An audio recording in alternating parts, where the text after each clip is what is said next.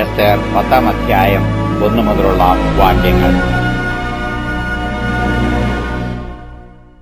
അനന്തരം അഹശ്വേരോശ് രാജാവ് ദേശത്തിനും സമുദ്രത്തിലെ ദ്വീപുകൾക്കും ഒരു കരം കൽപ്പിച്ചു.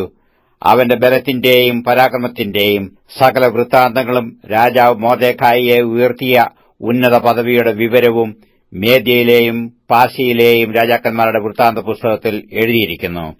യഹൂദനായ മൊർദെഖായി അഹശ്വേരോശ് രാജാവിന്റെ രണ്ടാമനും, യഹൂദന്മാരിൽ വെച്ച് മഹാനും, സഹോദര സംഘത്തിന് ഇഷ്ടനും, സ്വജനത്തിന് ഗുണകാംക്ഷിയും, തന്റെ സർവ്വവംശത്തിനും അനുകൂലവാദിയും ആയിരുന്നു.